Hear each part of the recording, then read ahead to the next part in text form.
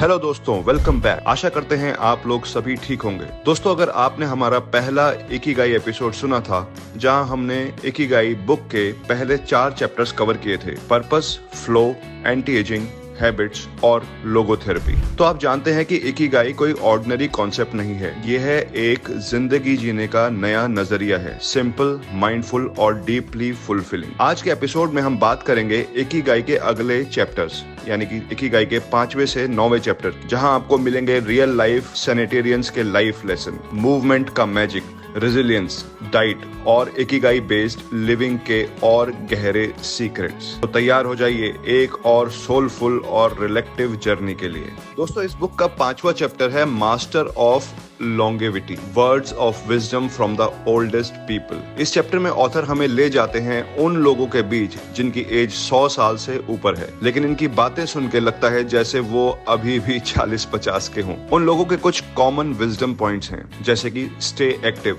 चाहे आप 102 साल के भी हों, पर गार्डनिंग या स्टिचिंग जैसे सिंपल काम से एक्टिव रहें। सेकंड है smile often. One lady says, मैं हर मुश्किल में भी स्माइल करती हूँ क्योंकि गुस्सा या टेंशन मेरा टाइम वेस्ट करता है। Third, surround yourself with good people. Positive लोग, सपोर्टिव फ्रेंड्स और कम्युनिटी बॉन्डिंग इनकी लाइफ का डेली पार्ट है। फोर्थ पॉइंट है डोंट ओवरथिंक। दोस्तों, स्ट्रेस करने से कुछ भी सॉल्व नहीं होता। ये लोग प्रॉब्लम्स को टाइम के साथ डील करते हैं बिना ज्यादा रिएक्ट किए। दोस्तों, एक बहुत ही सुंदर एग्जाम्पल इस बुक में राइटर ने दिया है कि जापान का एक 103 साल का एक बूढ़ा व्यक्ति जब सुबह उठता है तो वो सोचता है कि क्या मैं आज किसी का दिन बेहतर बना सकता हूँ, क्या मैं कुछ ऐसा कर सकता हूँ जिससे किसी की लाइफ में कुछ अच्छा हो जाए। That is his daily Ikigai. इस बात से हमें सीखने को मिलती है कि इन लोगों की जिंदगी सिंपल है, लेकिन उनका सोचना डीप है और यही सिंप्लिसिटी उनकी स्ट्रेंथ भी है। इसके बाद इस बुक के 6th चैप्टर का टाइटल है gentle movements, longer life, the power of being active without burning out. दोस्तों, बात करते हैं मूवमेंट की, यानी कि बॉडी मूवमेंट की, बट नॉट जिम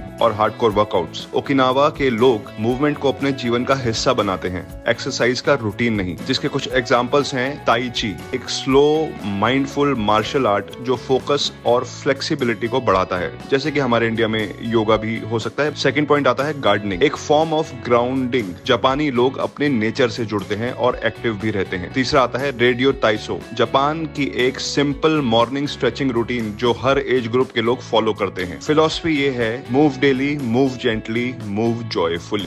दोस्तों, ऑथर्स का कहना है wearing yourself out is not the same as being active, यानी थक जाना कोई बड़ा ऑनर नहीं है।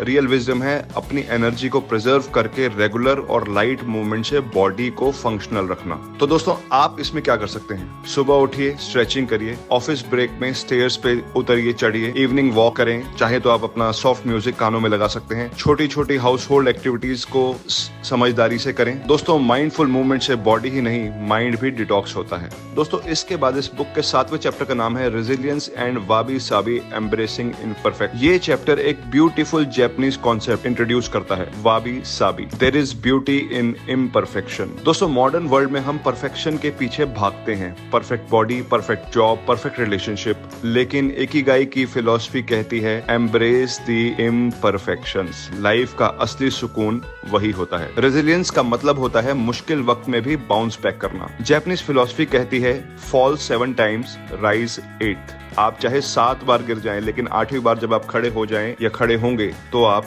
जीतेंगे। हर बार गिरना प्रॉब्लम नहीं, हर बार उठना पावर है। एक रियल स्टोरी से इसे राइटर ने समझाया कि एक 98 ईयर ओल्ड फिशरमैन जिसकी बोट सुनामी में बह गई थी, वो फिर से नए से काम शुरू करते हैं और कहते हैं मैं जिंदा हूं और यही मेरे पास सबसे बड़ी चीज है। दोस्तों, देखिए कितना पॉजिटिव एग्जाम्पल एक 98 ईयर ओल्ड पर्सन आपको दे सकता है। इन बातों से हमें सीखना चाहिए कि अपनी जिंदगी के क्रैक्स को छुपाओ मत, उन्हें डेकोरेट करो। हर एक्सपीरियंस आपके डिजाइन है, उसे श्रिंक होने के बजाय एक्सपैंड करो। इमोशनल स्ट्रेंथ परफेक्शन से नहीं, एक्सेप्टेंस से आती है। इसके बाद इस बुक का 8th चैप्टर है diet for a long life, eating like ikigai way. अब बात करते हैं इकिगाई स्टाइल ईटिंग की, जो टेस्ट और हेल्थ दोनों का ध्यान रखता है। इसमें ओकिनावा के लोगों का डाइट हैबिट बताया गया है, जिसमें एक पहला कॉन्सेप्ट जैसे हमने पहले भी डिस्कस किया है, हरा हाचीबू। जैसे हमने पहले डिस्कस किया कि 80% तक ही खाना खाएं, ये ओवर ईटिंग से बचाता है। सेकंड आता है प्लांट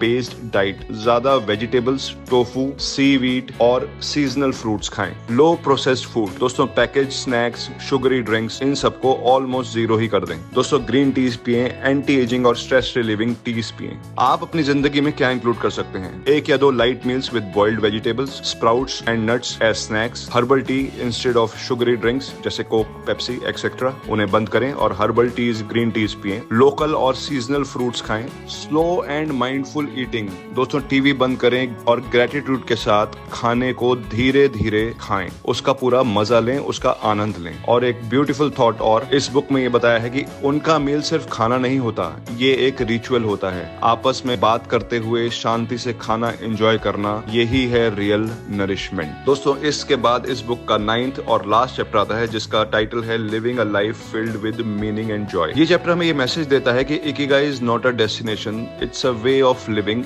एवरी सिंगल डे। कुछ डेली प्रिंसिपल्स जो एक मीनिंगफुल लाइफ के लिए जरूरी हैं वो हैं स्टे क्यूरियस, हर दिन कुछ नया सीखने की इच्छा रखें। बी कनेक्टेड, अपने लोगों के साथ टाइम स्पेंड करें, उनसे कनेक्टेड रहें। डोंट रश, आराम से चलिए, स्लो डाउन हो जाइए, पॉजेज लीजिए अपनी लाइफ में, कोई जल्दी नहीं है। स्माइल मोर, जज लेस, सेलिब्रेट स्मॉल जॉयज, एक कप चाय, एक छोटी जीत, एक पुरानी याद, इन सबको एंजॉय करिए। एक गोल्डन कोट इस बुक में दिया गया है, the happiest people are not those who achieve the most but are those who spend more time in state of flow.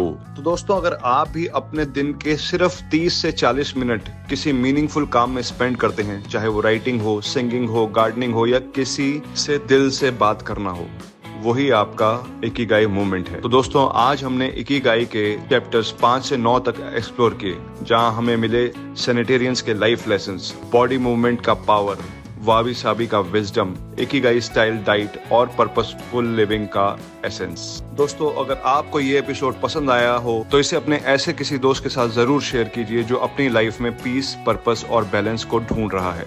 दोस्तों ये बुक इकिगाई हमें समझाती है कि इकिगाई को एक बार में समझ आने वाली फिलॉसफी नहीं है, ये एक लाइफ लॉन्ग जर्नी है।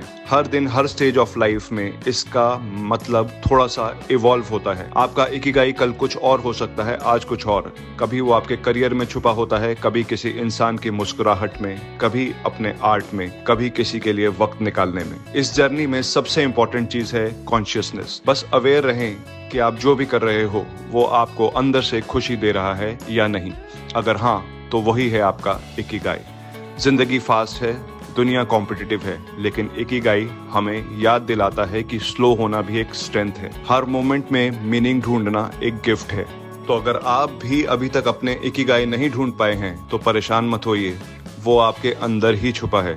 आंखों से नहीं, दिल से ढूंढिए। शायद आपका इकिगाई किसी की जिंदगी बेहतर बनाना हो, शायद किसी की बात सुन लेना हो, शायद अपनी कहानी लिखना हो। जो भी हो, अपने इकिगाई के साथ जियो, हर दिन, हर सांस। Thank you for being a part of this journey. मिलते हैं बहुत ही जल्दी विद मोर मीनिंगफुल कन्वर्सेशंस। तब तक अपने पर्पस को जिए और हर पल में सुकून ढूंढते रहिए। Stay purposeful, stay happy, stay blessed. Thank you.